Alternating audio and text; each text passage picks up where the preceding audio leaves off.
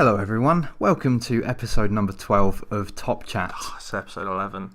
Oh yeah, I'm leaving that in. Week 12, we've literally just discussed this. Week 12, but episode 11. But we're not doing it in weeks, are we? So it's episode 11. Yeah, fucked it already. I kind of expected this one. I was like, this one is going to be the smoothest Top Chat podcast episode ever. Yeah. Fucked it in like the first second. 3 seconds? Something like that. My name's Matt, and my co-host who laughed at me and pointed out my mistake straight away is Joe. Alright, mate. Oh, you sounded very... I don't know, that was a weird... Alright, let me try again. Come on, here we go. Alright, mate. That's better. Much more like it. It is late. It is late. It's somewhat normal schedule for us, I would say. This should be up in time for Friday. Yeah. So just so you know, everyone who's listening to Top Chat podcast, tune in each and every between Thursday and Friday in that sort of sweet spot, about like 3 a.m. UK time. It will be there sometime. Yeah, you can. Where we discuss the latest news, opinions, and is this episode 1? Topics, stuff. Yeah. Well, today I just want to give a bit of a brief example for the first time listeners. You know what? Shouldn't have to. Later on. Go back and start episode 1 and then get to this point. Yeah, and then just ignore the rest and come to here. Actually, I thought last week's was really good. Last week's was my favourite one yet, where we discussed the future of gaming, specifically because of Google Stadia. That's what it's called. I always want to call it Arcadia, I think because of the Red Hot Chili Peppers album, which is called Stadia, Arcadia, I think. But yeah, we discussed that and the future of streaming. Specifically streaming as in streaming a game to play, not Twitch or whatever, you know. It was a great episode. I just want to quickly jump in with a bit of a factoid that I found out today. Factoid, one of my least favourite words in the English dialect. On the Red Hot Chili Peppers. Oh, okay. Flea was the voice of the little monkey child in The Wild Thornberrys. Yeah, I think I knew that. I'm not shocked by that because I think I knew. That's so weird. It is a bit weird, yeah. Flea is the bassist of Red Hot Chili Peppers. For those the uninitiated. Anyway, not a Wild Thornberrys podcast. No, yet. nor yet. Yeah, smashing. What we're going to be talking about later on. Thank you. Is a Nigel Thornberry reference for you there. We're 3 minutes in. We're going to be talking about Article 13 a bit because that passed. Today, hot off the press, although it won't be by Friday, but that's not the point, because you don't really know what it is, do you? I don't, so I'm going to be on this ride with all of you. I kind of know what it is. Specifically, we're going to be talking about the impact that the legislation will potentially have, I should say, on video games and the video games industry. So, yeah. Got that to look forward to, but for now, as usual, what have you been playing this week? Is your list as exhaustive as last week's? It's not, because good. I've had a week off work. You've done fuck all this week. I have achieved a lot. PlayStation. PlayStation. The only thing that ever matters. That's very true. And this podcast. That's true. I've been playing Spider-Man on PS4 non-stop. Non-stop? Until I've stopped now, because I've only gone and platinumed it, haven't I? Oh, very good. Well done. Completely done it all. I did see you tweeted the other day saying you platinumed it. Congratulations. Platinum number 5. Platinum number 5, yeah. Very good. Or How long? 4, I can't remember. I think I put out platinum number 5, but I think it is platinum number 4. It's alright, no one knows your PSN. No one's going to check. Yeah, but I was drunk when I did, finished it. Were you? Yeah. On your own in your bedroom? Yeah. On like a Thursday or something? Oh no, well I went out. Oh right. And then came back drunk and thought, I'm going to play Spider-Man. Yeah, I wanted to finish it because I was really close before I left, and okay. I was only slightly drunk. But how many hours do you think that's taken you? At a guess. 30. Really? About that, yeah. 30? That's nothing. No, it's quite an easy platinum. Is it one of the best trophy lists I've seen? Something which because it's not relying on you to be brilliant at the game. Like, there's no difficulty ones. Like, complete this game on Berserk difficulty. Is there a? It's all about just doing it. So investing the time. I was going to ask, is there a 100% esque trophy of I've done everything? Because it's one of those open world games where you've got a district, you'll take over all the. You don't like open world stuff games in that district. All you keep playing recently is open world games. You don't like them. You're always chatting shit about open world games. No, there's too many of them. Well, there's just too many games in general. There are. Funny that. Topinion episode 2. That's up on YouTube. 2, I think. I've only done 3. I can't remember any of them. No, I think it was your second one, yeah. But yeah, what a darn good game that is. Excellent. Insomniac. What's it? It's Insomniac, isn't it? Yeah, it's Insomniac. Like, Jesus Christ. They're rather good developers, as it turns out, having just played Ratchet and Clank as well. Yeah. And they absolutely nailed it. I don't really know a lot about Spider-Man, like, lore outside of the films. Obviously, it's Marvel who have taken over the world lately. And a little bit of, like, Daredevil and Jessica Jones on Netflix, who are referenced in... Are they? Within the universe, yeah. There's all these little Easter eggs that they've just taken the time just to care about them, which is why this is, like, one of the best superhero games ever. It's the same for, like, the Arkham trilogy, because they've actually... Fans of the series have taken the time to, like, care about it. And it's not just, like, being Batman. It's also, like, the little details in the world. Like, being Batman, you see little things from, like, I don't know, like Penguin and Joker and Riddler around the world. Yeah. And this one, you've got, like, hints towards, like, Sandman in Spider-Man. And he's not actually in the game at all. The only Spider-Man bad guys I can think of are Green Goblin. Yes. Willem Dafoe. And James Franco. He's what's his name? Yeah, he's hinted at because obviously the You're not with it tonight, are you? Oh, you're really not with it tonight. You're having a shocker so far. I mean, we both are. This is terrible. The guy who is the Green Goblin. I can't. Oh, what you mean? His in-world name, like his Peter Parker. Yes. Oh, I don't fucking know.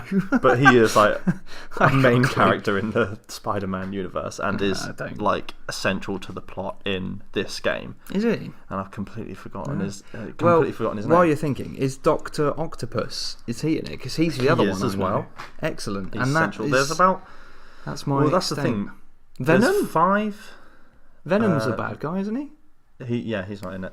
There's 5 main villains, well, sort of 5 side villains, and then, like, there's 2 main villains. Well, one main villain is Octavius. But they're all 5 I've never heard of. Octavius. Obviously, they're popular within the Spider-Man universe, I guess. But not particularly well known outside of that. I think Vulture was the baddie in the latest Spider-Man movie. But other than that, I haven't heard of any of them. I think it's Scorpion, Rhino, Electro, who I think was Ultimate Spider-Man 2. I might know. Villain, who played that? I'm basically trying to think. There's a Spider-Man ride at Universal Studios in Florida, and it has Dr. Octopus and Venom, and Electro is... Also, has he got, like, a really high-pitched, annoying voice? I think it's all different, just depending on, like, what portrayal is. Also, to put you out of your misery, Green Goblin is called Norman Osborn. Norman Osborn, there we go. Norman Wisdom, there you go. He is the mayor in New York in the game, and you see little hints about, like, you see his little goblin grenades in his lab and things like that. So it hints towards the next game. Oh, really?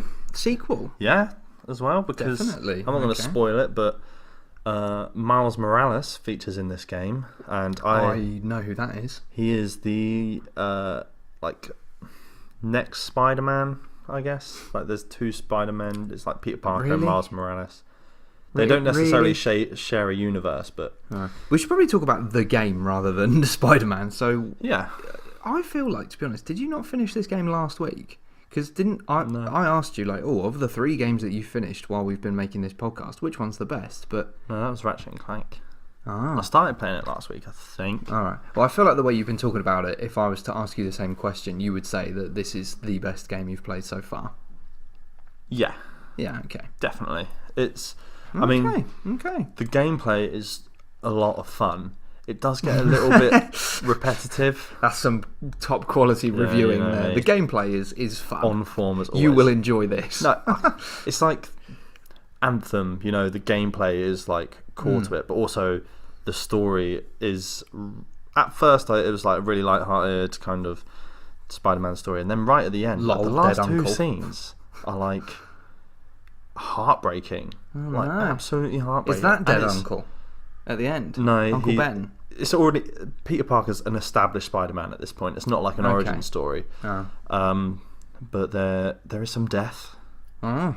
Mary Jane, that's her name, isn't it? Yes, it is. But no, I'm not going to spoil it because it's Oh, actually well, yeah. a relatively new game. It is. That's true. Considering the games I've been playing are like released in 1997 or something. But yeah, it didn't seem like really emotional. It was well acted throughout, but it was one of those things where you don't really notice it because it's well acted.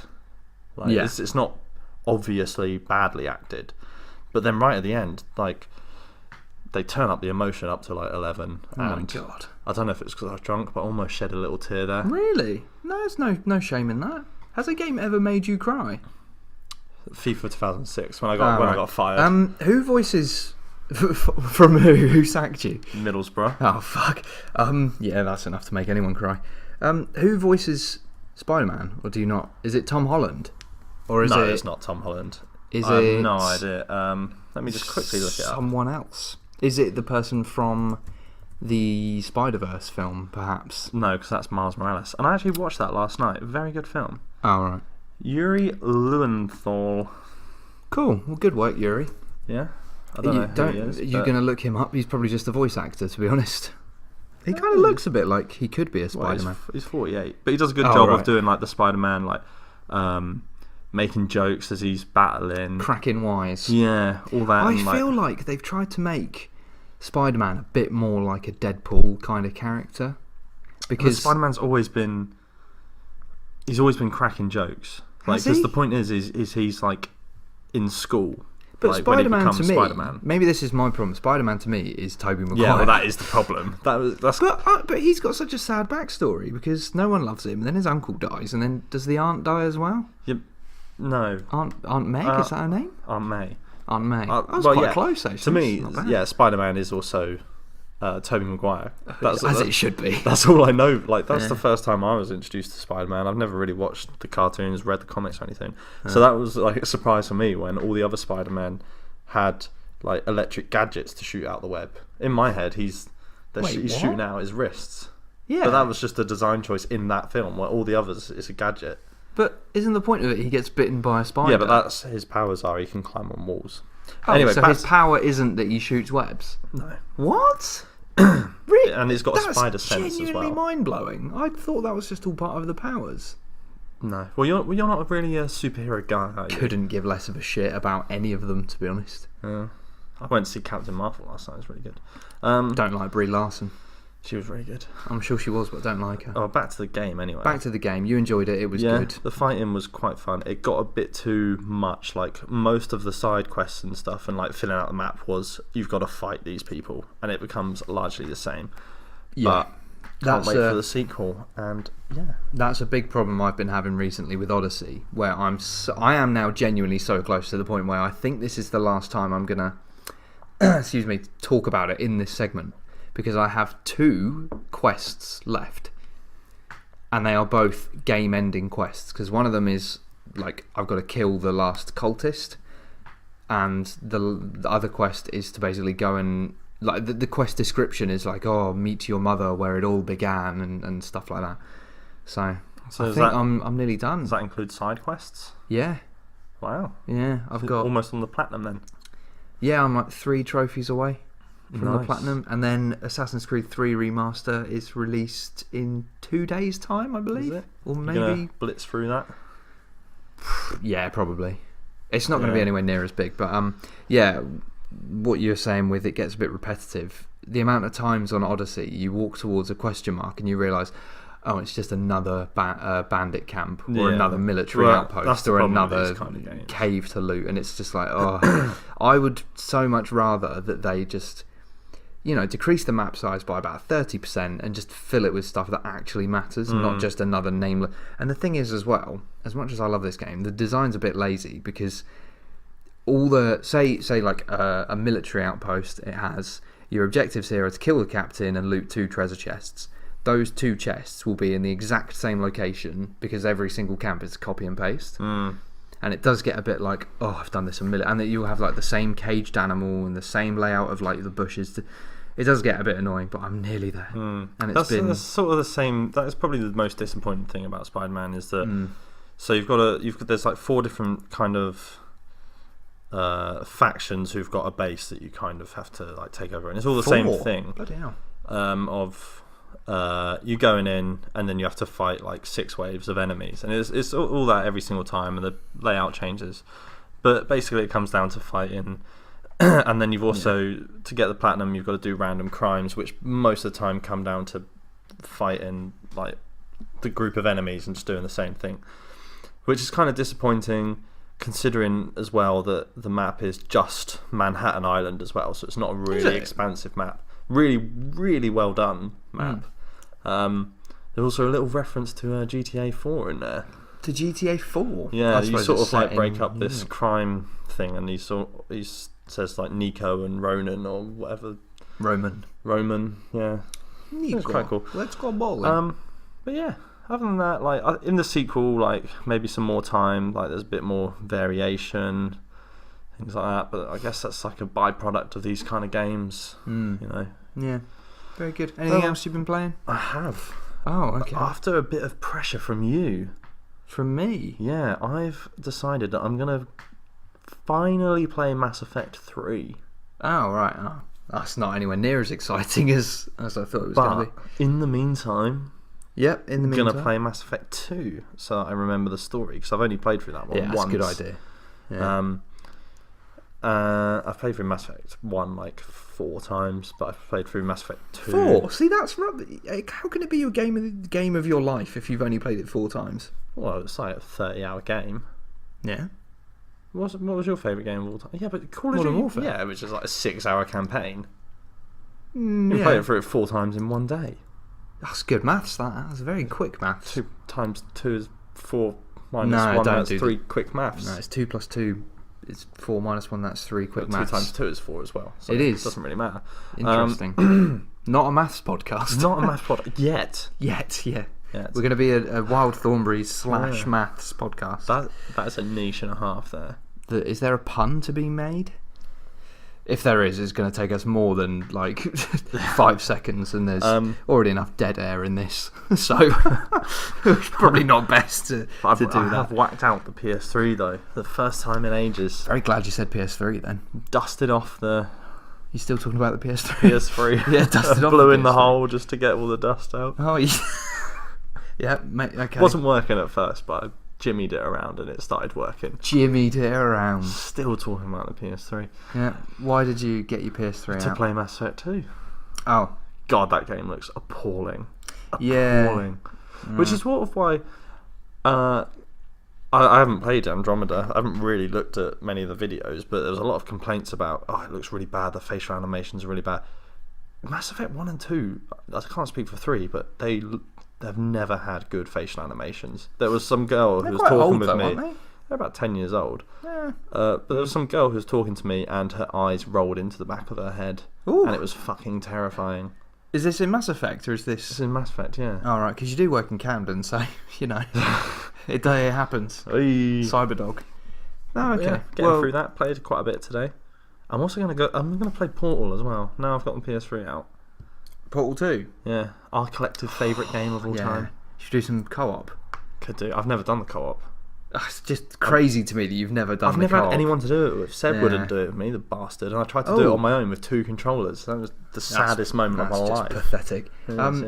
Speaking of Seb, actually no, before we talk about that little cant, sorry mate, It was recently, just because I feel like I need to have more than one game in this segment, although I have used this as an example before. It was Community Day in Pokemon Go over the weekend. Not that you know what that is, and not that I get involved at all, because I don't play in a community. I play on my own. But basically what they do on Community Day is they have a Pokemon, usually a somewhat rare Pokemon, that spawns more frequently for a set amount of hours, and you can encounter the shiny variant of said Pokemon.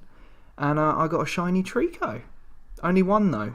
Wow. Yeah, I remember on Mareep Community Day I got about 7, but I only got the one shiny Trico. Isn't Trico the name of the dog in The Last Guardian? Yeah, but it's not spelled like that. That's Trico. Trico is a small lizard-like grass type from Generation 3. Wow. Yeah, there you go. So that's my... I can't believe I knew that. What? Trico is the dog from the dog, bird, lion, cat, fox thing. Yes. That was a weird game, that, wasn't it? Because it was hyped and hyped and hyped, and then it disappeared for years. Then it came back and it was like, oh my god, it's still alive. And then it just kind of came out and no one gave a shit. Well, that's the thing. It's kind of like Final Fantasy 14. It's just like, at that point, just get it the fuck out. That's what I'm always going to say about Half-Life 3 as well. It's never going to live up to anyone's expectations. So either just say you're never, ever going to release it, or just get it the fuck out. I don't think they will make it, will they? Half-Life 3. The pressure would be too much. It's just not going to... And I'll speak about hype in a bit during the news, because gamers, we're just famous for overhyping things. We are. Before we get to the news, do you have anything from Seb, from our biggest fan? No. He obviously didn't listen to last week. No, you missed out, mate. It's a good one.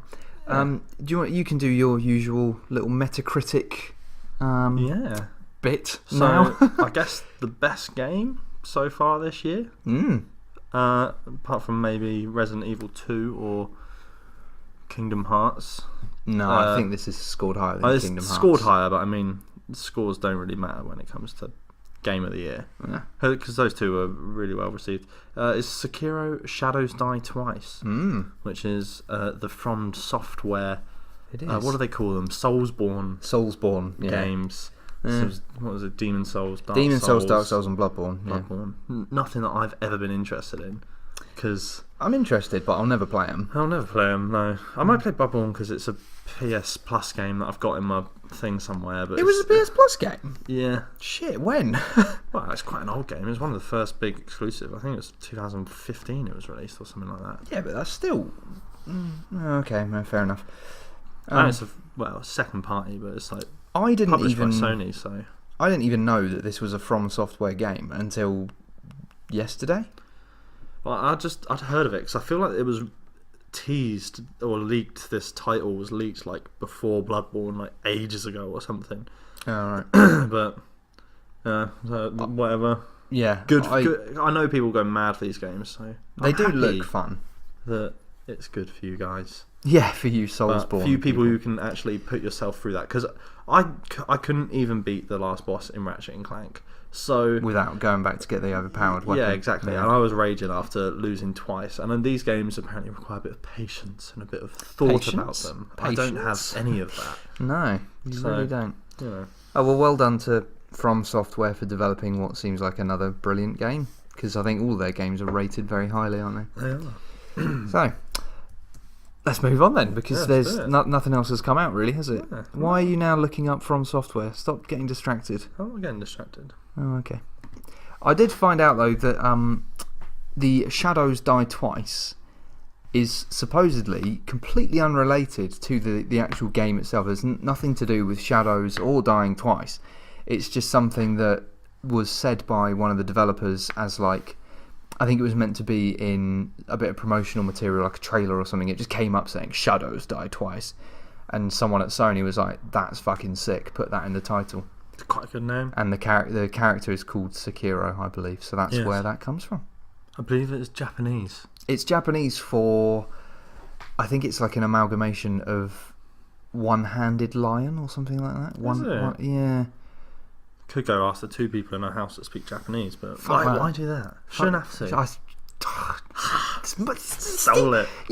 I've been saying this for, I don't know, a couple of years now, shouldn't have to, and you've hated it forever, and then suddenly you just decided, I'm going to rob that. Yes. Shouldn't have to. Make your fucking own. Shouldn't have to. Literally shouldn't have to. What's occurring then? Can you please do this? Because you wrote it, and I mean, I've read through it. It's not too waffly, so just get on with it, really. I always do this bit, and my mouth hurts today. You are the presenter. I am the presenter. You are the co-presenter. I'm not. I'm the one who has to sit back and throw out my witticisms. Witty remarks. Yes. All right, fine. Nintendo. Let's start with them, shall we? They are rumoured to be releasing 2, not 1, but 2 new Nintendo Switch models this year, possibly as early as the summer, which would be nice for me because I want one. The Wall Street Journal have published a report claiming that Nintendo have an enhanced variant of the Switch, bolstered with features targeted at avid video gamers, which is very un-Nintendo, isn't it?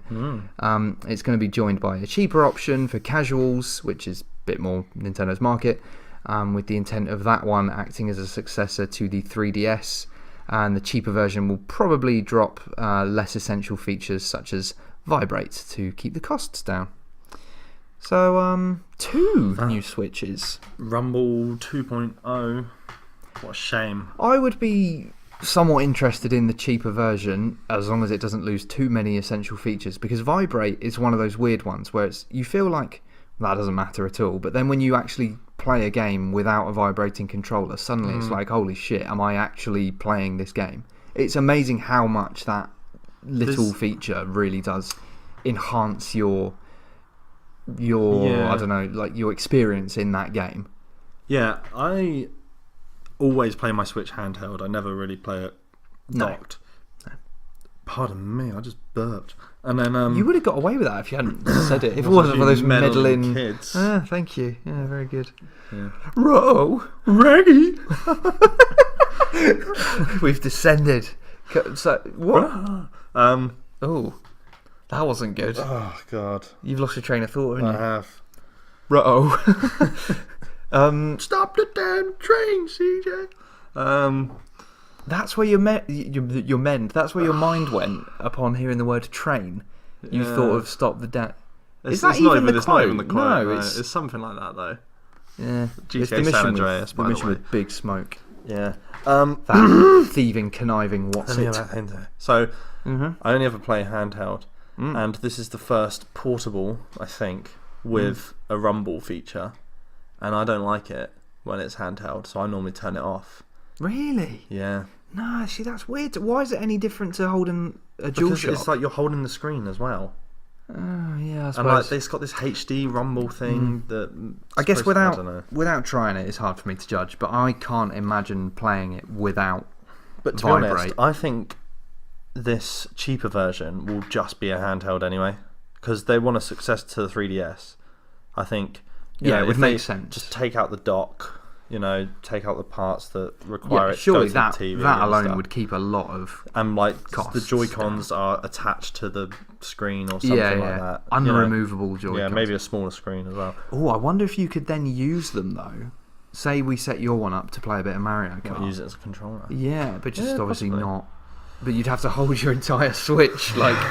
Well, like the Wii U pad, that massive fucking thing that was a controller apparently. I've never actually seen that. The Wii U pad. I don't think so. The big tablet, that was the whole thing about the I Wii U. have such little interest in anything to do with a Wii or a Wii U that I actively avoid anything about them. You would recognise it, but... Probably. The enhanced one, that kind of bums me out a bit. Because the Switch is quite new. And now I'm going to... Because the Switch is great, and I'm going to fucking want that, aren't I? Yeah, you are. Because it's the best version of the Switch. And then... I never followed the 3DS, but... The amount of versions that bloody thing went through, and then there was like the 3DS, the new 3DS XL or something that could play games that the old 3DS couldn't, or something like that. I think 3DS XL added the slot for Game Boy cartridges, Game Boy Advance cartridges, because the DS had DS game slot and a Game Boy slot, and then eventually that went, and then the XL brought it back. But then you've had like DS, 2DS, 3DS. 3DS XL, 2DS XL. Then it was like new, like it was called new 3DS. There's another one as well that I can't. Like DS Lite and DSi, or is that a Citroen? No, it was DSi, I think, as well. That was the one after the Nintendo DS. So yeah, that's the problem. Like, don't confuse the message. You've got it really, like, Nintendo've got it on point. Like, okay, do these two, but then make one of them the Nintendo Switch. Like, don't carry on selling the Switch we have now. Make this more powerful one. That is the Nintendo Switch for the next few years. 3 options. But then you've got like the Switch Lite or something. Like PlayStation does the Slim and the Pro. Like just so do Xbox. Just throw out any impartiality. Xbox S, I think. Xbox One S. That's the One S is the Slim and yeah. There we go. Just for a bit of and PCs. What do you have? Fucking dorks. They have the PC Slim. All right. Yeah, it's called a laptop. There's 2 of them right in front of us. Fucking load up Minesweep, you stupid. Sorry. I'm just jealous because my laptop can't even run Chrome. Well, anyway, that's that from Nintendo. So thanks, guys, because I do still want a Switch. I think, well, no, I will now be getting one because of Sword and Shield. But this cheaper option, wonderful. I mean, that will probably drive down the prices of like a pre-owned Switch anyway. So yeah, that's true. Maybe I'll just get a full fat. Yeah. Who knows? We'll see. Moving on to another big game console company, people. That was a great way of saying it. Thank you. Sony, those guys, they've stopped retailers selling digital game codes. You might have to help me with this one. Season passes, DLC, PSN wallet top-ups will not be affected.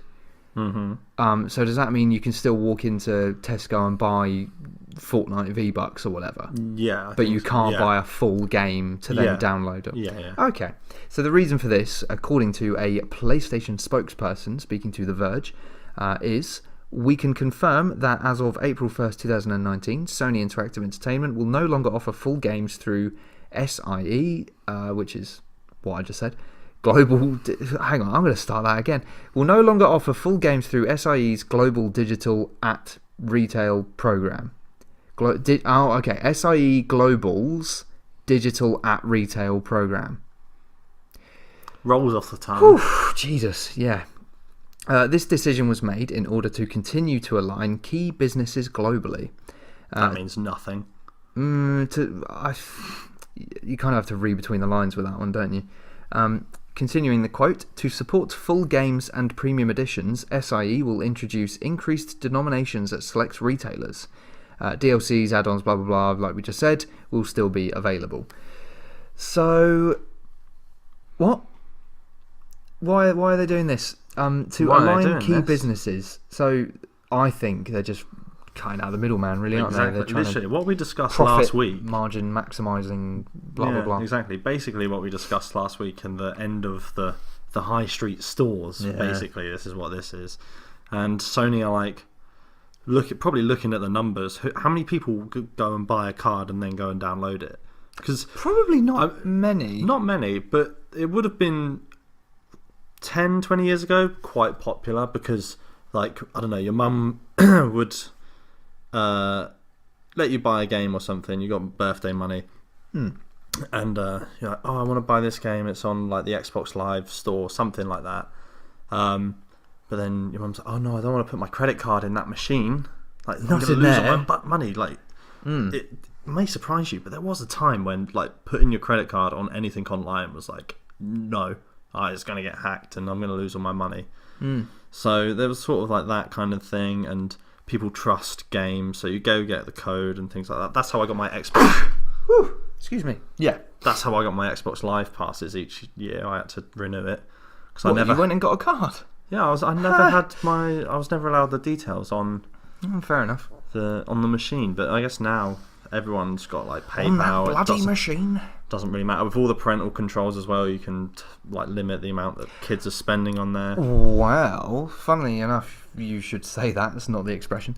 I've got, and it should be up by the point this podcast is up. I've got a top opinion on microtransactions where I touch on this topic or subject rather of parents and their children abusing their credit cards on e-stores and whatnot. So yeah, if that tickles your fancy, look out for that one. It'll be on the YouTube channel. Your fanny? I did say fancy, I believe.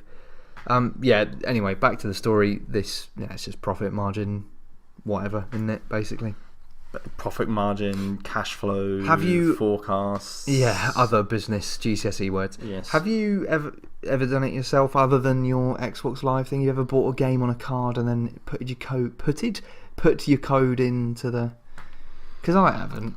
I'm either going to buy a physical disc or I'm just going to download it off the PlayStation Store. No, because it's probably also the most expensive way of buying it, because they're never going to be on sale, those digital codes. No.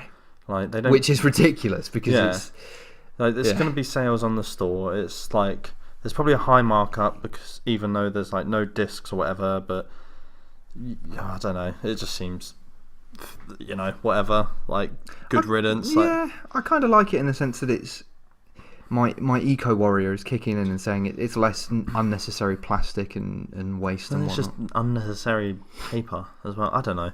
It's just everything's unnecessary if you actually think about it. I guess good. I think it's wise to keep the DLC, like the PSN wallet top up, things like that, season passes, just because that's the kind of stuff that's like £20, and that's what like someone will get for their birthday from their auntie or something like that. It's also from a retailer point of view, it's something that you pick up next to the till. Yeah, you just stood there and you're buying a new game and you think, oh, you know what, I'll have 15 quid worth of Steam.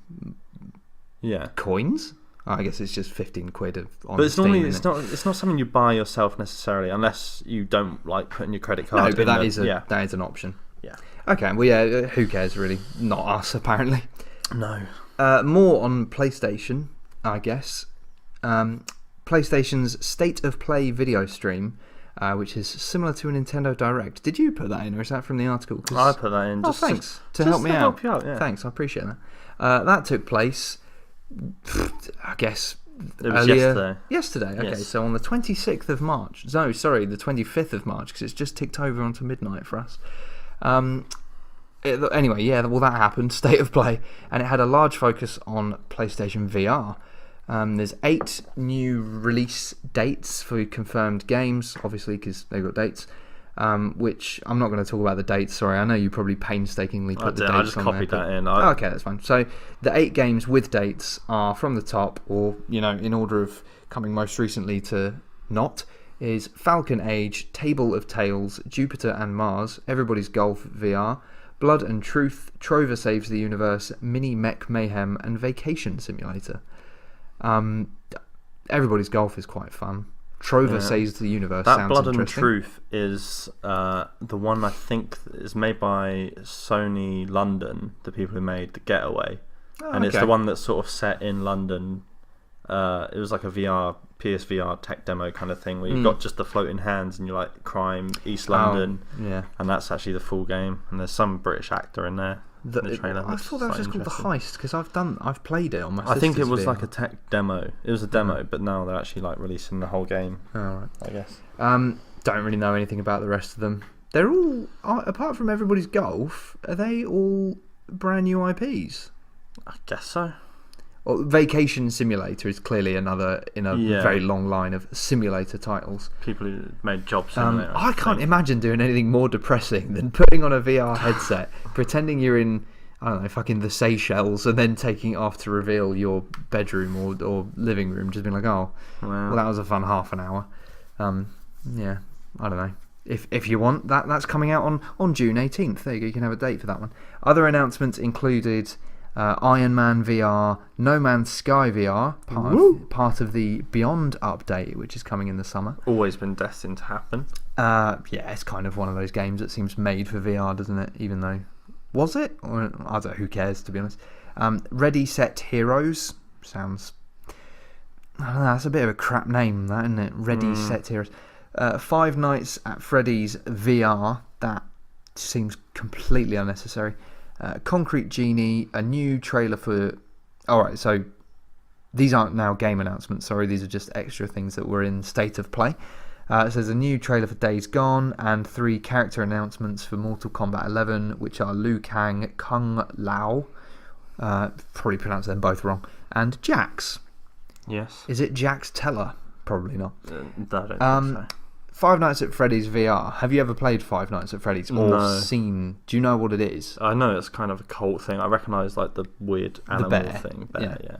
So my experience with Five Nights at Freddy's is limited to watching my cousins play it on their tablets, whatever the Samsung, whatever it is, and you literally you play like a security guard, and you've got all of your CCTV screens in front of you, and then there's also like vents on either side of the room, and then a door opposite you, and you turn on and off lights, and occasionally there's an animatronic spooky thing there, and then I think you have to leave the light on until it fucks off, and then sometimes it's not there, and then you look at the CCTV, and then you see the animatronic animals move, or like, oh, it was on the shelf a minute ago, now it's walking down the corridor.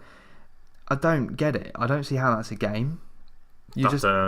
And then eventually one of them gets you, and you die. Well, I mean, VR game, it's scary. I don't know. Why does it need VR?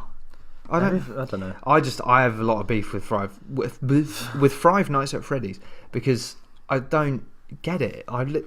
It's not just me being like old and not understanding what kids like these days, because maybe Pokemon Go. Because I play Pokemon, but having seen it and sort of played it myself, I don't see what's good about it.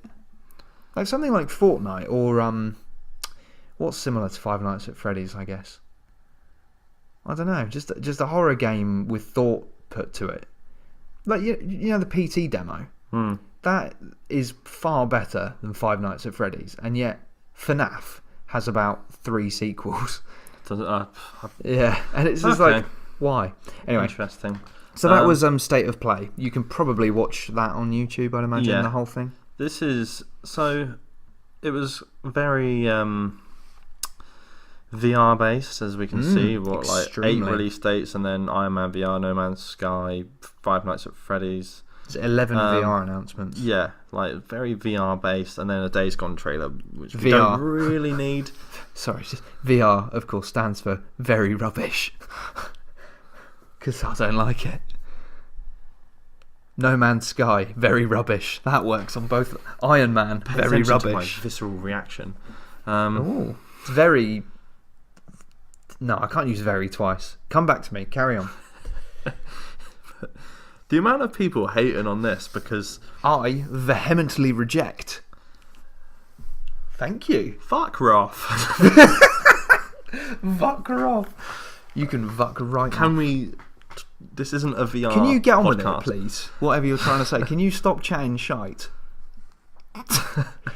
That would be. Stop thinking of VR things now. Please stop. Vernacular? No. Retort? No. That kind of works. Okay, whatever. Anyway, can I speak, please? Please let me speak on this podcast. Yes. Yeah. Sorry. Yes. Vocabulary, something. I don't know. I'm struggling with the R. Now I've lost my train of thought again. Oh, CJ. CJ.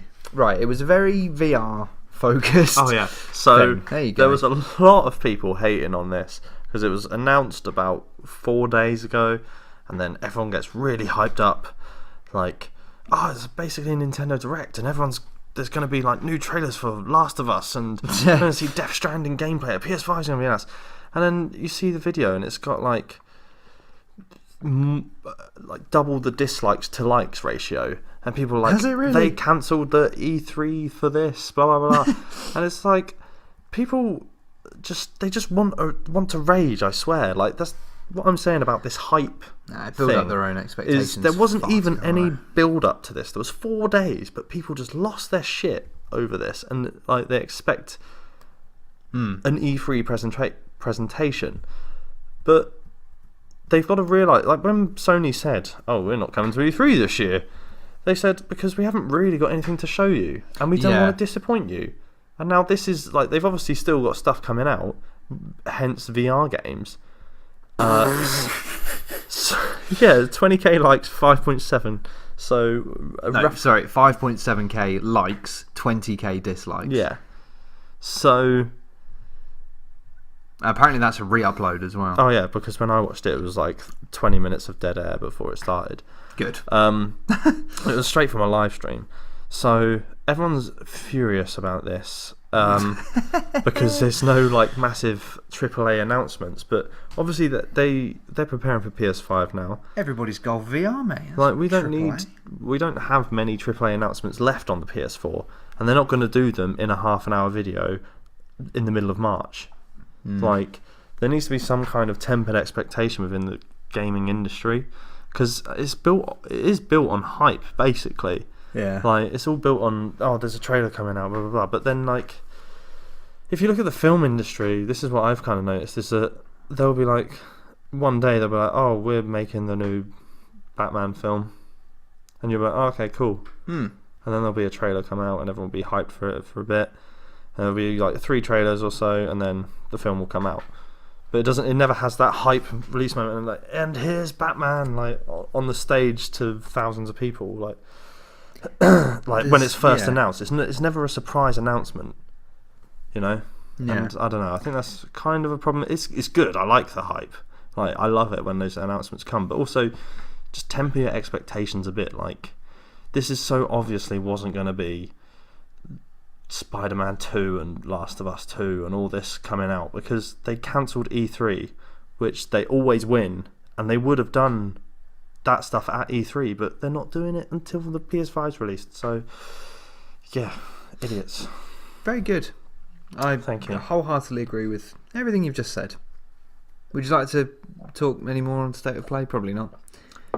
I didn't personally find anything interesting in it. Oh, I've got to be honest, yeah, none of that. Like No Man's Sky VR was slightly interesting for me because I like No Man's Sky, but I don't like VR, so not particularly interested. I am kind of glad that they are still supporting VR though. Like I'm not quite, like, because it's the first generation of technology, and I feel like it's just going to get better, and then maybe the problems that we currently have with it can be solved. So the problem that I have with VR is it's not VR.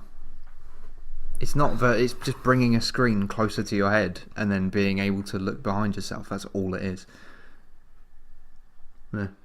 Oh, sorry. At me, Sony. At me, Oculus Rift. Well, when PSVR 2 Electric Boogaloo comes out. That makes me sound like some sort of spoiled, like, I want the future now. To be honest, I don't really want VR at all. I mean, I say that in 2019, give it 10 years when it's standard when with Pokemon every console. VR comes out and you're like, oh my god, there's a Pikachu and it's right in front of me. Yeah, but this is the thing. I think I'm too cynical to let myself get fully immersed in anything. Because I just always have this thing in the back of my mind. It's like, it's not real. It's not real. Like, yeah. None of this is real. I mean, there's those people who are like, Seb used to say this to me. I can't remember what context this was in, but he'd be like, oh, I hate it when I have to do this because it breaks immersion.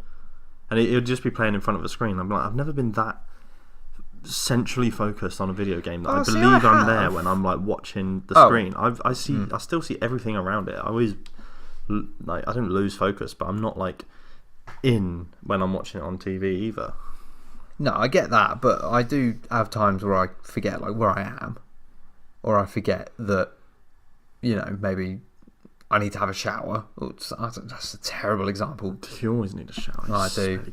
Smell like absolute shite. Finally, in our news, there's not really a lot of news. I feel like a couple of big stories, but then not much of the little shite, which I guess is better. Well, the little shite was mainly in the in this PlayStation thing, and actually I think Xbox at some point in the next few hours are doing their own like indie video stream as well. Of course they are.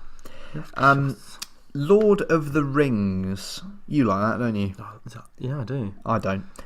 There's a game. See, when I was writing this, I was like, I can't remember, because I know you like Harry Potter and you like Star Wars, but you don't like superhero films. And I was like, Lord of the Rings. Well, I don't know where you fall on that. It's not I don't like it. I just don't. It never appealed to me, really. Okay. Just don't really. I don't dislike it. I just don't care. I'm ambivalent. Thank you. I'm ambivalent at best. But anyway, not a dictionary podcast. It feels like it has been today. It's been it has been very vocabulary sort of. And I'm running out of words now. Typically, I need to do. Anyway, Lord of the Rings. Tweet, innit? You need to do what? You know my traditional tweet at the end of the episode? It's got to be something like a... Oh, starting in... Yes. Yeah, okay. Very good. See if anyone spots that. They definitely won't. No. Lord of the Rings, again, finally, has a game coming out in 2021. Based on Gollum. Would you like to do this one? You like Lord I of don't the know, Rings. I want to see how you're not reading it, like how I've written it. It's painstaking. Lord of the Rings Gollum game. Sorry, that's shocking. I'm not going to read that. Yeah, right. I'm going to now, because you've said that, I'm going to read this exactly as you've typed it. So, from the top, ladies and gentlemen, Lord of the Rings Gollum game announced for 2021, which, unlike the Middle of Earth games, is based on... Even I know it's Middle Earth, not Middle of Earth. Is based on the books rather than the films, and is the first game in an agreement between Daedalic Entertainment and Middle-earth Enterprises. The story will take place between Gollum finding the ring and the start of the book trilogy, with gameplay emphasising stealth over combat. Okay. So other than the start, that was kind of worded fine, to be honest. And the Middle of Earth. Middle of Earth, which I didn't even notice. But the way you read that did make it sound worse, because you're like... Yeah, just... Well, games is based on the books, right? Lord of the Rings Gollum game. Yeah. Is that what it's called? Lord of the Rings Gollum game? No, but that was like... I don't know. I thought you were going to be like, a Lord of the Rings Gollum game. You know.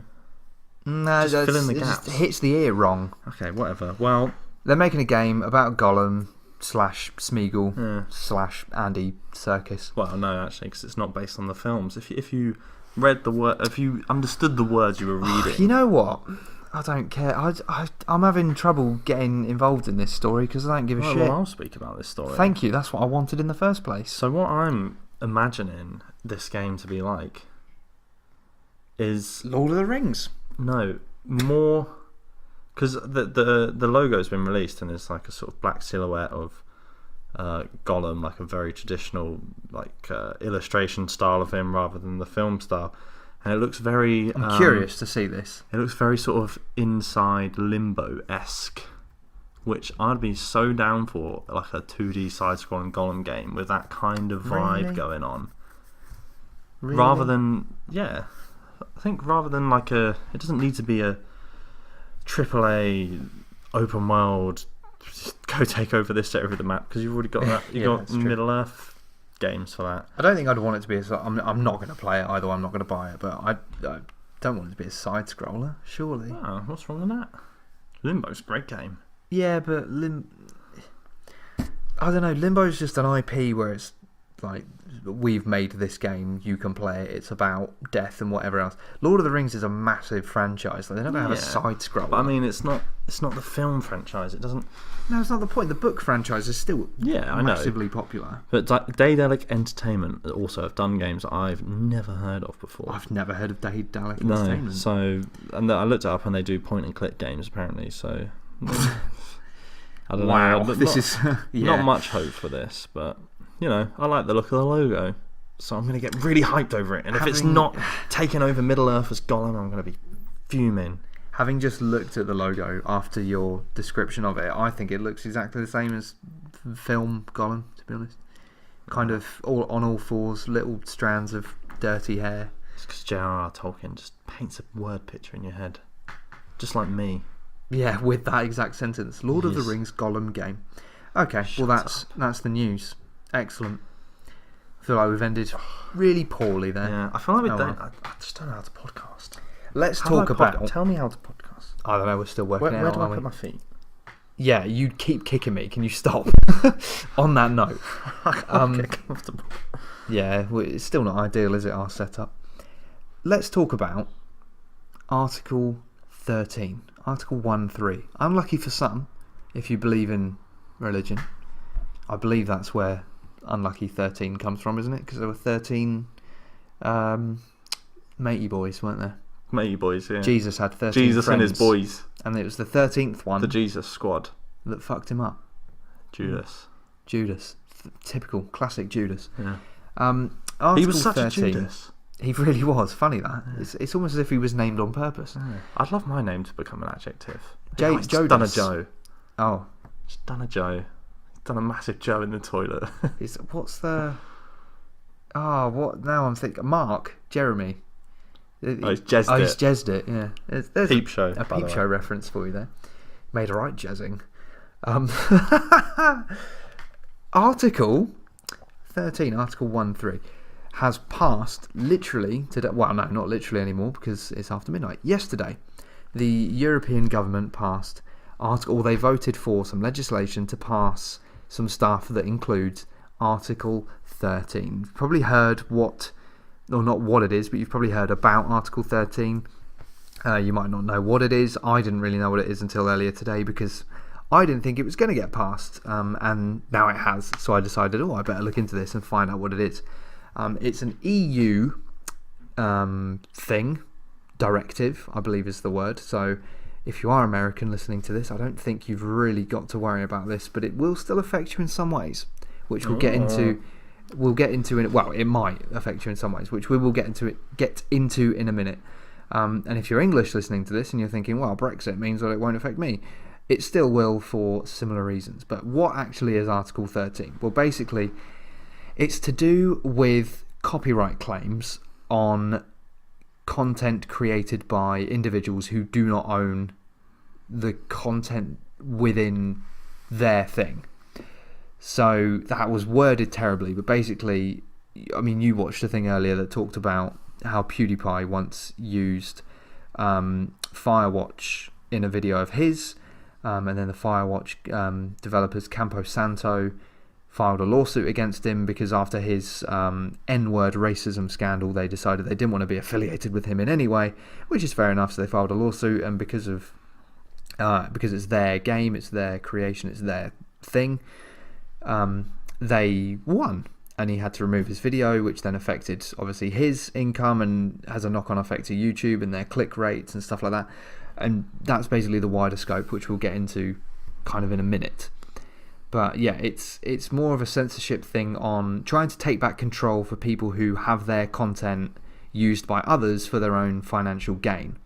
So using YouTube as an example, because they were one of the biggest opposers of Article 13, it basically means that they now have to input their own system, their own code, their own what's the word I'm looking for, like a software. It's not algorithm or something that picks out content that has been uploaded by someone where it clearly isn't their content, and then YouTube themselves have to actively remove it.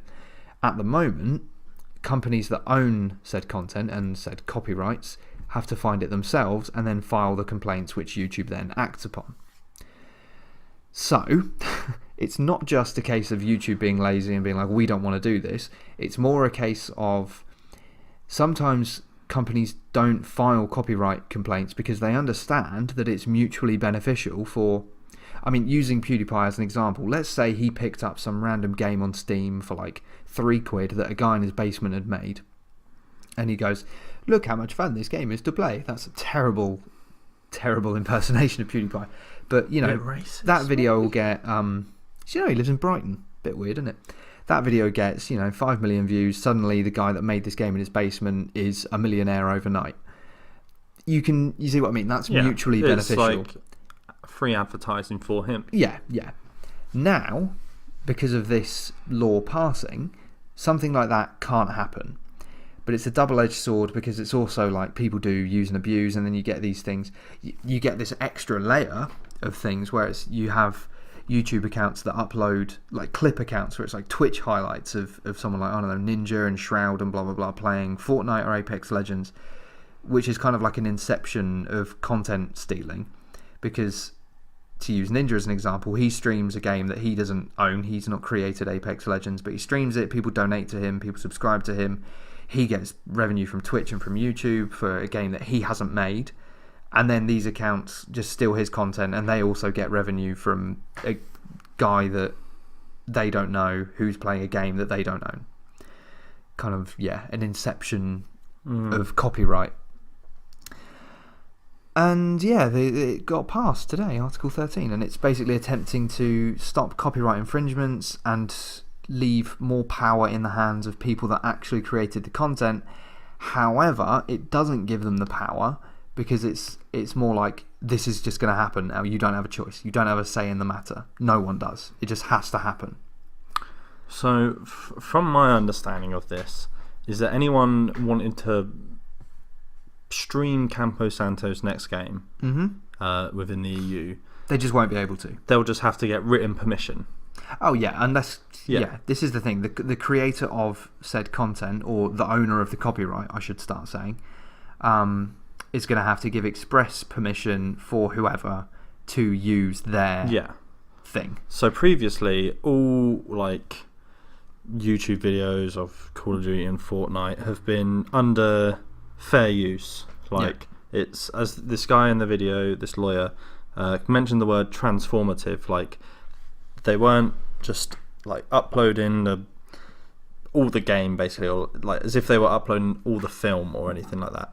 It was transformative because there was art, in quotation marks, an art to their commentary and it's not just, they've not just like ripped a Blu-ray and stuck it on YouTube. They've made something out of this, and then, as you said, it's a form of free advertising, and then I can sort of see from obviously one point of view, like loosely, like I don't know why people would be that angry about this, but like if like it's taken away like their marketing, like it's taken the words out of their hands, I guess, out of their mouths, like to some respects, so that it's not under their control. Like it's free advertising, but it could be bad publicity as well.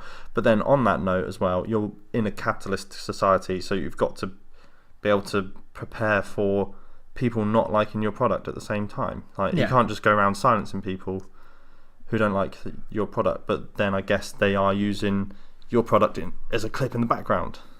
I don't know. I'm finding this all very... I think what it comes down to for me is the fact that, or it doesn't come down to this, but a point based off of that is, if you, let's say you own a copyright for something, it's your creation, you own the copyright or the patent or whatever, and then you see someone, again, to use him as an example, just because he's the biggest YouTuber in the world, PewDiePie plays your game, you're not necessarily going to be like, well, I don't want... Yeah, he's controversial to a point, but it could be massively beneficial to you to have him play your game and use it for his own financial gain, but it will then affect you as well because he's got a massive reach and suddenly your numbers might pick up.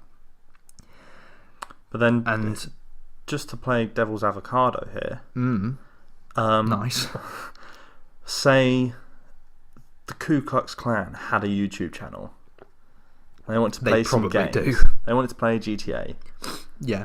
And they're just going around as like Michael, and they've decided, I'm going to go kill all the racial minorities. We're going to go into a certain area in the game and kill everyone. Yeah. But as it existed already, Rockstar had the option, like with Camposanto did with Firewatch, to then contact YouTube or Twitch or whoever and say, we don't want our product associated with these people, you have to remove it. And because it's theirs, YouTube have to comply. That's how people get copyright strikes on YouTube at the moment, is if, say, I don't know, the latest Cardi B song was playing in the street as some vlogger walked past, Universal Music or whoever she's signed to, they've got their own things in place that pick up these uses of their artists, and then they file the copyright strike, and YouTube have to say, okay, yeah, we'll go and check, and yes, they do have a 5-second clip of Cardi B. You get a strike and you have to demonetize that video. The video can stay up, but you have to demonetize it. As far as I'm aware now, that video would just be removed. And YouTube themselves have no choice. And let's just say in some sort of absurd world, Cardi B wants people to have her music playing in the background of their YouTube videos, which, I mean, to a certain extent, why not? Again, it's like a double-edged sword. This is what I was trying to say a second ago. Ultimately, it should be up to whoever owns that copyright. It's not just... going to get a little bit Brexity here. It's not just the EU... Or rather, it shouldn't just be the EU playing God and saying, no, we've decided that even though it's your thing, we're saying that no one else can use your thing. So, well, I want people to use my thing. No. Article 13 says that can't happen. And this is where it has the knock-on effect of video games and stuff like that, and YouTube and blah, blah, blah. It's because oh god, I've lost my own train of thought mid-sentence, which is ridiculous. Well, it's one of those things which we're both trying to get our heads around it by expressing it out loud at the same time. So it's not something I don't think, like, I've definitely never discussed before either. So people are going to be frightened to create content for everything, because if it's not their own individual thing, they're going to get a copyright strike. They're not even going to get a strike. It's just going to get removed.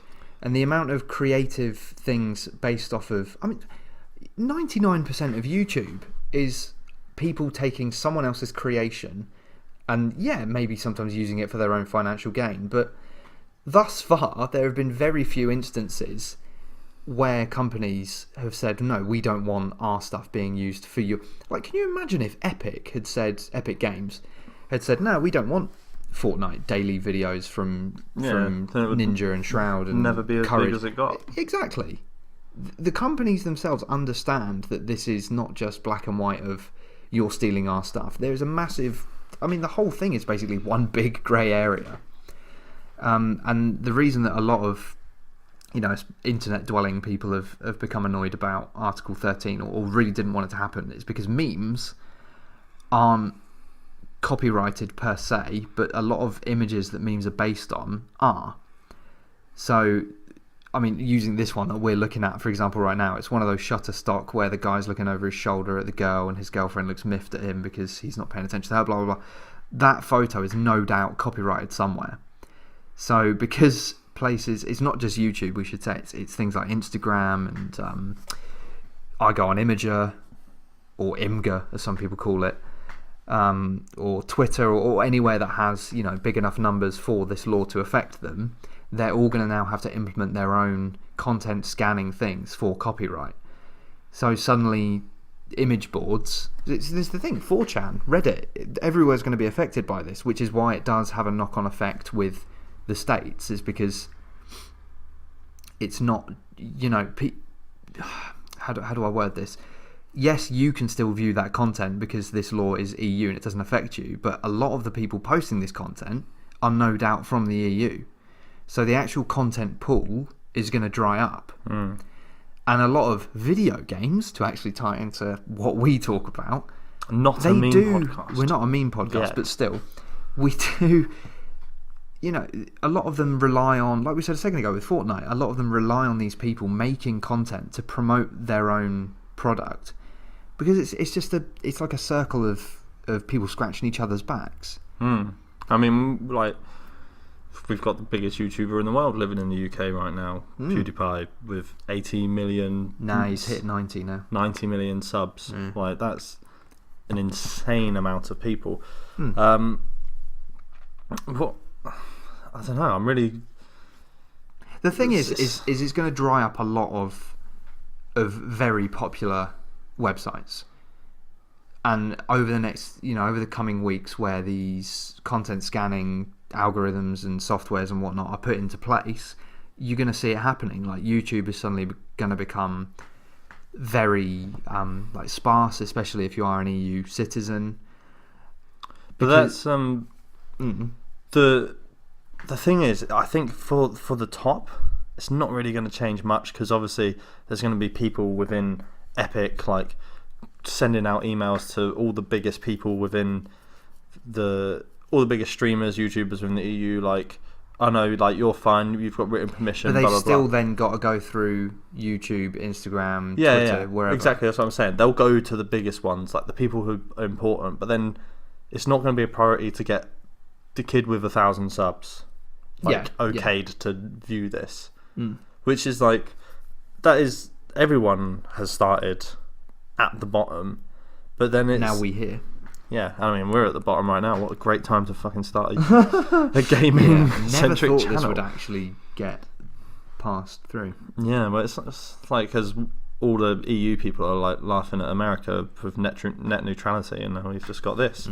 What else was I going to say about this?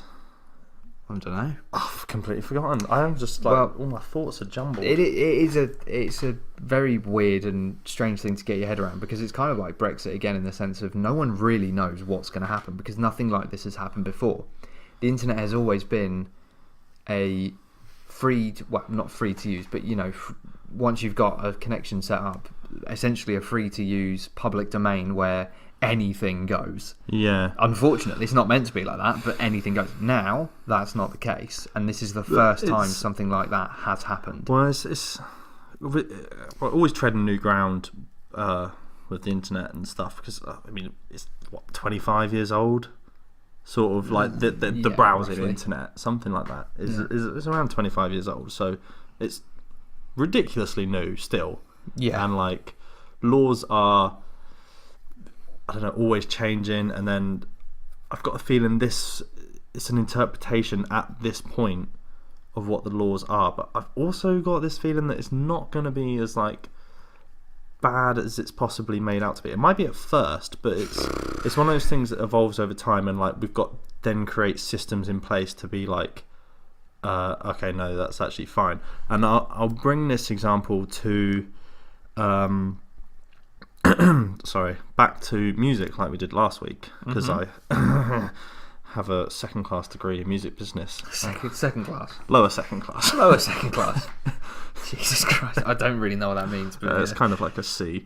Okay, that's fine, that's a pass. Yeah, exactly. It's not the bottom, the third's the bottom. You don't have to put second class on your CV, just say you got a degree. Yeah, I do. I put second class, because then it's interpretive. Because 2 1s, that's pretty good. 2 2's like, oh, you're a bit of a Why slacker. not just put I've got a degree? Well, unless they ask explicitly. It doesn't really matter anymore. It doesn't. Pretty much everyone does. Sorry, before you lose your CJ train of thought. But yeah, how if you have a CD, you bought a CD for Christmas, but you now got an iPod, kind of thing. Mm-hmm. You put the CD in the computer and you download those songs onto your iPod. Yeah. That used to be illegal, but no one knew it. Really? Yeah, that was illegal. That's then you taking the files from the CD which you own, but then you're moving them around to another medium. Like you can buy the CD on iTunes. So that used to be illegal. But it was so easy to do. Yeah, I know. It was just Windows Media Player and then just rip the CD. Exactly, but it's one of those things that like it's now obviously fine. I'm pretty sure it's fine now, but everyone does it anyway, and it's not something that like a crusade is going to happen over. So it's like one of those things, like because CDs, and like, it was in that weird time when CDs were like huge all of a sudden, and they weren't because iPod came out, and now we're like in all digital with music and stuff like that. So I don't think the gaming industry's ever really gone for anything like that, because now YouTube in the last 10 years has really taken off, and that is purely because of gaming, I'd say, more than anything. Oh yeah, like, I would agree, definitely. 75% of the content on YouTube's probably gaming, and everyone's trying to make a career out of it, I guess. Yeah. So, yeah, I don't know. I think it could just evolve into like just a more rigorous checks, maybe, like more control to the copyright owner, but not like the complete end. But it hasn't done that. It's not given the control to the owner of the copyright. It's essentially made it worse by taking it. You've gone from them having the option to file a complaint to them not having to ever file a complaint, because Article 13 has made it so that the companies that might house your IP in certain places, like YouTube, whatever, like they've got to take it down no matter what, because the EU has told them to. So if you own that copyright, you can't, the choice isn't yours anymore, which is ridiculous because it's yours. The whole point of this is meant to be giving the power back to the person that owns that copyright, but they've made it worse, because now it's not, I'm just going to try and word it better, now it's not I've got the option to file a suit, it's there's not even going to be a suit to file, because the immediate copyright breach will just be gone. Unless you've got some special tick against your name or something. But then they're not going to want to file that copyright claim anyway, because they're the person to have given the tick. So it's given the copyright proprietor even less power than they already had. One thing that has come with Article 13, which is somewhat good, is Article 11, which is more of a journalistic thing where people have to now get paid if their work gets posted on like a news directive. So say like you go on your phone app news and it says like a little snippet from an article from The Guardian or whatever, that journalist now has to get paid, which I think that's good. So when we get quoted, you'll get less. You'll get less news aggregating websites, but I mean, that's not as big of a loss as what Article 13. I get your point that because this is new ground, we don't really know what's going to happen, but I think what I think will happen is you're going to see social medias completely dry up, and companies will feel the knock-on effect of this because people will be too scared to post anything because they know that they're immediately going to get banned, or they're going to get cancelled or blocked or whatever because they're breaching copyright. So I mean, don't breach copyright. You shouldn't really breach copyright anyway if you don't have the express permission to do so. But then if you are an indie game developer, I mean, a lot of the time, like, The Binding of Isaac, that was an absolute cult phenomenon on Twitch, and no one really knows why. Or I don't, anyway. No, you'd say like Minecraft. Minecraft, yeah. That was the start of YouTube, basically, and the start of Minecraft. Yeah. And would these games be as big as they are without YouTube, without Twitch? No, of course not. No. And this is what's going to suffer for that reason. I think games like GTA and Fortnite and whatnot, they retain their popularity because of YouTubers, and because Fortnite would have died ages ago if it wasn't for Twitch or YouTube. It would have died so long ago, but it didn't. And now, maybe this is what's going to happen. Maybe. Yeah. What? Maybe we don't know. But it's just going to be interesting to see how these companies start to deal with, like, what I don't know how they're going to do it, but like having the express permission of copyright holder allows you to carry on. This is the thing: you're going to have a massive database of who's allowed to do what and when. And up until recently, Nintendo, like you couldn't post Nintendo gameplay of anything. Like you'd copyright strike instantly. People going through it all the time. Like Nintendo was a no-go unless you were a part of the Nintendo Creators Club or something it was called, which you had to, like, I think it has hit a certain amount of requirements in terms of like subscribers and watch time maybe, and then like that makes I don't know sense. You'd be under a review maybe, perhaps, like, because Nintendo, they're like a family-based thing, so maybe you'd have to sort of prove you're family safe. I don't know. You're family orientated. Yeah, family friendly. Yeah, you're not 18 plus. Yeah, you're not ending a podcast by talking about fisting, which is something we've done. But now I think that they've loosened it because Nintendo have loosened they've loosened their ani, their ani. Sorry, they've loosened their rules upon.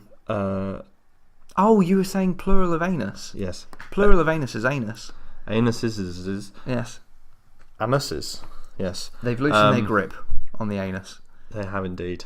On the anus of YouTube. But this is... And like, I think anyone can now, like... Well, no, they can't now. Well, no, they can't now, but I mean, they could... In the last few months, they could, like, anyone could post it within reason, I think. Okay. Not anymore.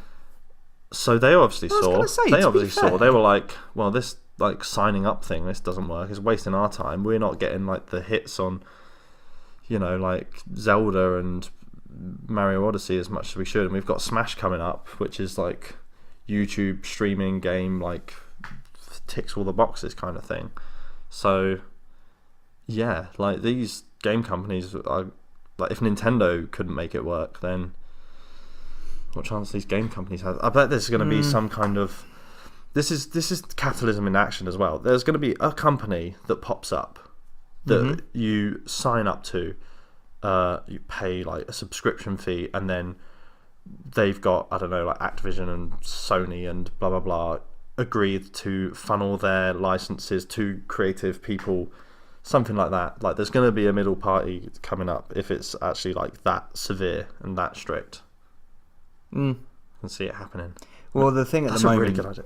the thing is, yeah, write that down. The thing at the moment is VPNs, which are, I can't remember what it stands for, but it's something network, and it's basically like, do you remember the old days of when Netflix launched, and the US Netflix was always better than the UK Netflix, so people had ways of accessing the US. Yeah, this is basically the same thing. It's your internet becomes like masked, and yeah, whatever you're browsing the internet through presumes that it thinks you're in the US. Pretend that you're uploading from the US or something. Yeah, uploading or downloading. You can watch YouTube through a US VPN, which means that you will still be able to watch copyrighted content made in the US, but it won't have been copyrighted because it's made in the US and not under EU law.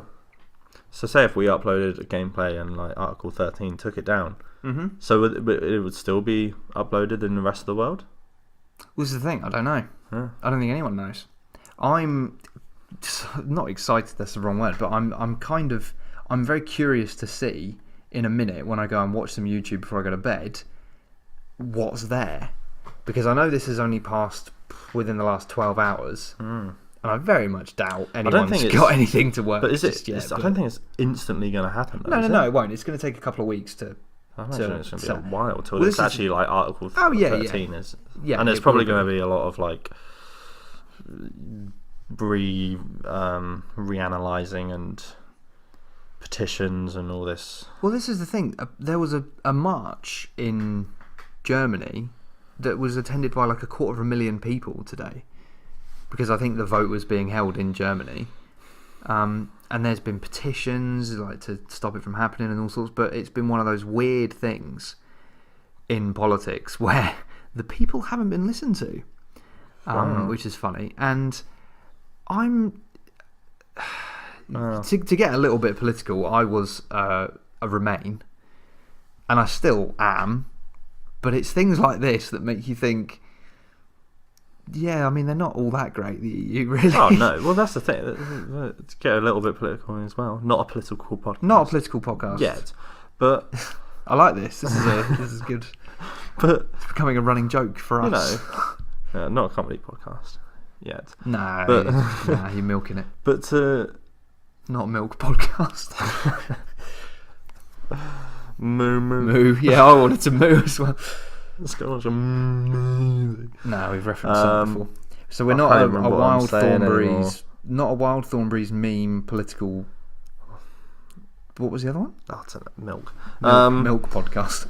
Yeah, well, I mean, leaving the EU is not all bad. It's just been fumbled by, because obviously incompetence. We've got a shit parliament, and the EU is just another bunch of shit cunts doing some more shit things. Yeah, we like that expression on Top Chat. Oh well, we like a bit of shit country. Well done to the Germans out there marching for us, though, trying to make amends to the rest of Europe. Yeah, Mrs. Merkel doesn't give a shit about you. Not 70 years too late, but that was 70. What? Trying to make an amends to the rest of Europe. Oh, I see. War joke. Oh God, it's a war. Haven't let that one go yet, have I? Episode 11. It's our first joke about World War II, or one, I guess. Yeah. But do you feel like you somewhat understand? I think I somewhat understand. I want to hear everyone else's opinions, though. Yeah. Well, this is a slightly. Are we ending here? Well, we're going to move into our segments, we're going to move into our segments. Yeah, that's a very good point. I was very I was about to end it, but yeah. Well, we always forget about that. We've got more shit to talk about. We're going to do. Of course, we have. We're going to do all about the content here. All about the content. Well, from now on, we might not be. No, we will be. There'll be black screen videos that you won't be able to engage with. On our gameplays, by the way, we use Creative Commons. We do, yeah. We're very good about making sure. People who, for the express purpose of people using their gameplay in their videos. Funny that, isn't it? So, that's another inception of copyright. Exactly. We're like 3 layers in. We're a lot of layers in. We're like Shrek. Yeah. Anyway, he's got lots of layers. But that's Article 13. Don't know if we explained it all that well, but there's a very good article on wired.co.uk if you want more about that. Kind of explained it very nicely and helped me formulate most of my arguments and discussions that I put forward earlier. But it's going to be an ongoing discussion. This is the thing, yeah. We might end up coming back to it because ultimately, like we were saying a minute ago, no one really has much of an idea of what's going to happen. and comment any of like our missed viewpoints as well. Like what other angles to take this. I know Seb is a bit dialed in the old politics. I imagine he knows a lot more about this than probably either of us. So yeah. But if you know more about this than you think we've not done it justice, then do feel free to either comment on YouTube or tweet us at Top Chat Podcast. Yes. But now we're going to do some of our segments that kind of get left behind occasionally because we've just got too much good shit to talk about. We do. Kind of forget stuff. So I've got a controversial corner that I'd like to take you down on a nice salt round on a sultry. I don't know, I need to write down a few of these. I feel like this season of the Grand Tour, Hammond's segues have been really good. Yeah, I like the go to the corner store of chat on the street of conversation. This series of the Grand Tour has been very good, I must say. Yes. I haven't watched the most recent one. Our heroes. Yeah, to be fair, they kind of are. Our presentorial heroes. Is that the way of saying, like, I don't know. No, that's like presidential. Presentorial? Like presenter. Because we're presenters. Oh, I see what you mean. Our presenting influences, I guess. Flick the nipple of controversy in the corner of my eye. I don't know, go ahead. Jesus Christ. You're very much a Clarkson inspired. Who would you say I am of the three? Oh, you're definitely Hammond. Hammond? Annoying little rat. I don't know. Rat? I don't know if I like that or not. I feel like I'm a hybrid of Hammond and May. I think I'm Clarkson and May. Yeah, I'd agree with that. But I only just do Clarkson's mannerisms because I think it's like that the Dexter's Lab thing. Because you pointed out to me that I copy quite a lot of Jeremy Clarkson's mannerisms. Yes. And yes. And you've done that about 8 times this episode. Yes. Yes. I used to fall asleep watching Top Gear, and there's a famous Dexter's Lab episode where he falls asleep trying to learn French and he gets stuck on omelette du fromage, and for the whole day all he can say is omelette du fromage. Du fromage, yeah. There's an omelette with cheese. What a trippy show that was. The cartoons we grew up with, like Dexter's Lab, Powerpuff Girls, like I Am Weasel, Johnny Bravo, who like misogynistic. If you watch it this day, it's a point. Anyway, Cow and Chicken, not a Cartoon Network Courage podcast. Have you ever gone back and watched Courage the Cowardly Dog? That show is fucking terrifying. Can't say how. It's scarier than most films that come out these days. Anyway, so I'm gonna drop a little bombshell, a controversial corner. We can expand on it if you like, because I think this will kind of upset you. Well, no, it won't upset you. It might surprise you. I might cry. You won't cry, but just to finally get on with it, because it's not that controversial, I don't think. It's more of a 50-50. But I fucking can't stand Guitar Hero. I've never liked it. I've never been good at it. I'm not impressed by people that are good at it. Just don't care. Just get it away. Don't like Guitar Hero, don't like Rock Band. Don't like the DJ one, whatever that was. DJ Hero. That was just appalling. Any of that. Don't like it. Learn a real instrument. I'm not impressed by you pressing red, blue, green, yellow through the fire and flames just because you've memorised the order. Like, play a fucking instrument. Spoken like a true musician. Yeah. Don't care. Do you want to challenge that? Because you were a Guitar Hero person. I've seen you playing it a few times. I had Guitar Hero Live. I never had any of the others. I thought it was quite fun. It's a chance for someone who can't play guitar just to sort of, strum along with some of your favourite bands. The only good thing that those games ever did was Counterparts, a band that I like that you're kind of indifferent towards. Their current drummer was once #1 in the world on Rock Band, and does credit that game for helping him learn like coordination and stuff. So perhaps it is a tool for learning an instrument, but I believe it's definitely not. I feel like that's a one-off. It gives you a bit of rhythm, I'd say. Like you sort of like start, like for example, I've tried to learn guitar and I just can't. But you sort of start hearing like whereabouts, like you start listening along to the drums, and then the guitar comes in. I always as well. I like to think I've got quite a good internal rhythm. I can't dance for shit, but I think my actual internal clock is quite good. And whenever I played Guitar Hero, and I don't know if this is because it was on a Wii most of the time, I always felt like it was ever so slightly behind the beat. And I'm talking milliseconds, like ever so slightly, like you have to strum after when in the actual song the guitarist would, and I don't know if that was just me like or input lag or something. Input like that, lag, just because it was on a Wii. A bit like a hit detection box. But it would say like perfect or whatever, even though you can hear yourself like in the song, and then you hear the little like click click of it. Anyway, yeah, just Guitar Hero can just. I'm glad it's dead. Interesting. It is dead, isn't it? Yes, very much so. It had a little rebirth and then died again. Good. Well, after that miniature rant round controversial corner, you've just kicked me again. Not sure. Do you want to go under my chair? Very much a Always Sunny in Philadelphia reference there, but you know. I don't know what to do with my hands.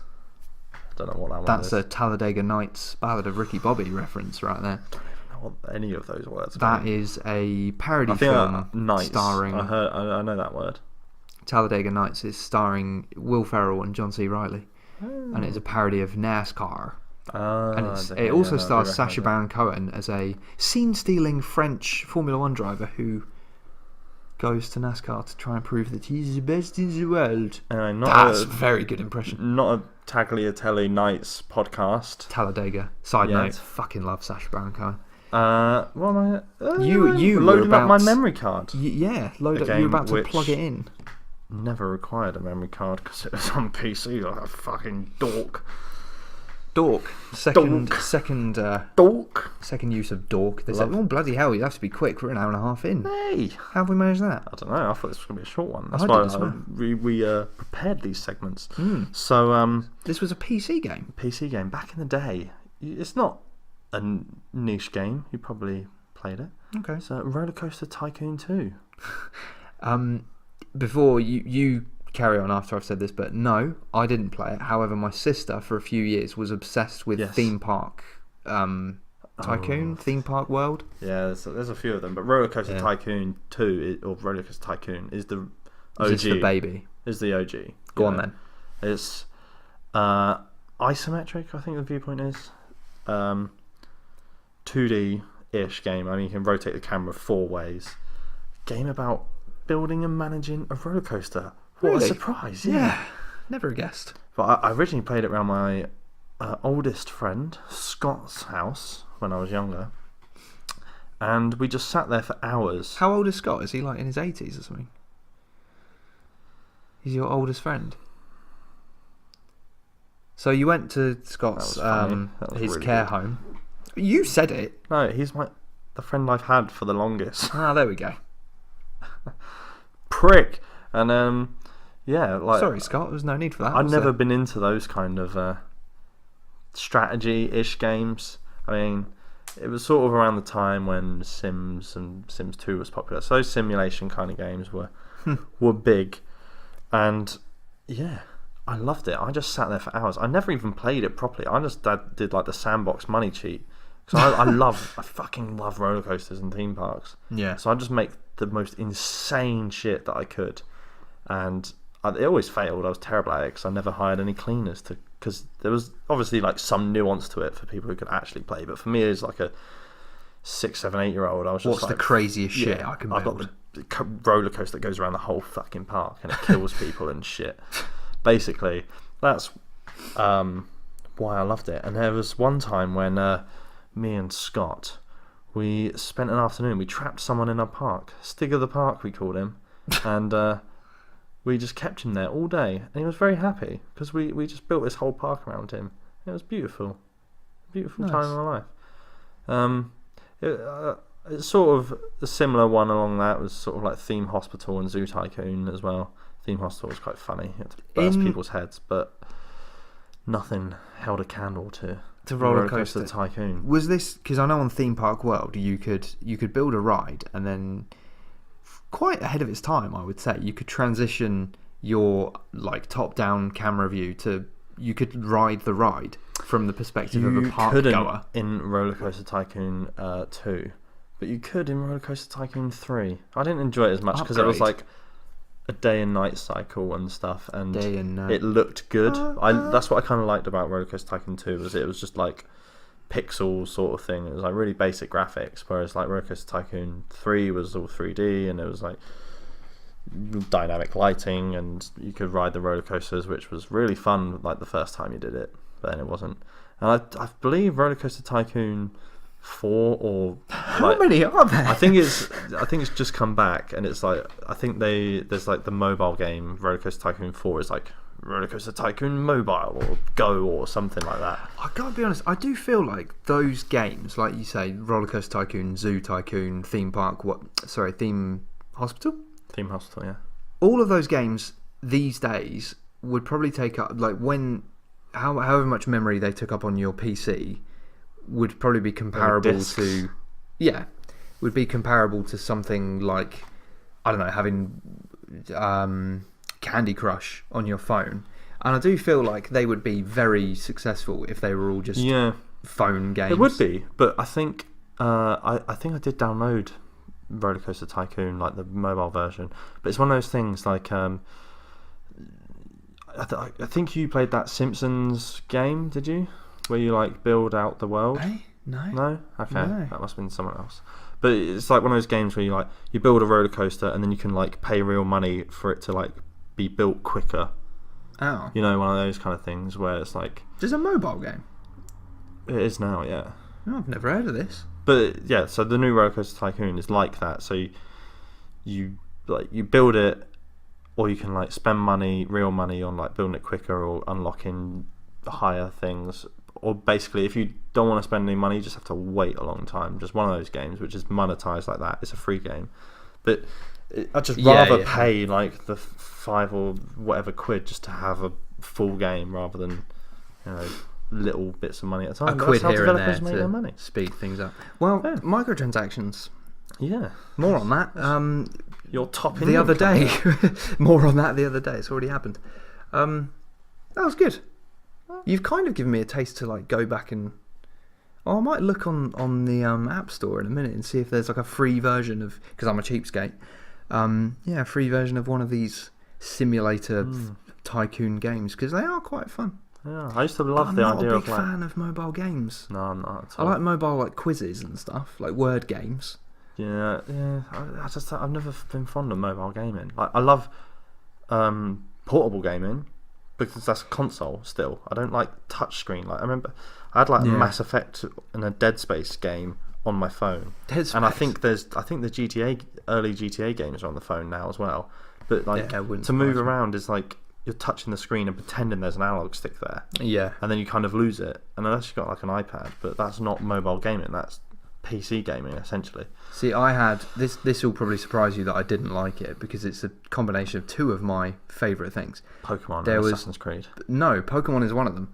But it was Pokemon and Rick and Morty, because there's a game called Pocket Mortys where you play as Rick and you go around collecting, rather than Pokemon, you collect Mortys and you battle them. And it's the same battle system as Pokemon, you know, you take it in turns and blah blah blah, and they've all got strengths and weaknesses. It's nowhere near as in depth as Pokemon is, of course, but you would think on paper I'd be all over that. And I downloaded it and I played it for about 2 or 3 days, and it just, I mean, yeah, it wasn't a great game, to be fair. It wasn't very in depth, but also movement was, like you say, an analog stick on your phone screen. Yeah. And the amount of times it just either didn't work, or my thumb slipped off, or I wasn't in the right place. It's not the same as having your thumb on a physical stick. Didn't like it. The PSP Go or the PSP Phone Innovator. Shit, I really wanted one of them. The slide up one with it. Yeah. Failed miserably, but they're ahead of their time. I'd consider something like that. Yeah. But that's why we've got PS Vita forever. Vita forever. RIP Vita. Forever. Well, thanks very much for listening, everyone. We'll draw it to a close there, I think. We should, yeah. On that rather enjoyable memory card. You can remove your memory card. The game is safely saved. And you are free to turn off your PlayStation 1, even though it was on a PC. Thanks for listening. Share with your friends, your mum, and your nan. Well, maybe not this one. You know, nans, they like a bit, you know, political. They tend to swing the other way. to what most people do. Do they? Nans? They do. I wouldn't know, mate. Nans are swingers, mate. They're not really big on the internet, are they, Nans? No. They probably don't understand Article 30. I mean, I don't, so I very much doubt. Unless your nan's a lawyer who works at the EU or something. Well, in which case, tell her to get in touch. Yeah, but I'd love to have her on. Yeah, on what? Sorry, on the podcast or on something else? Let's say the podcast. I tell you what, on that note, bye for now. Bye for now.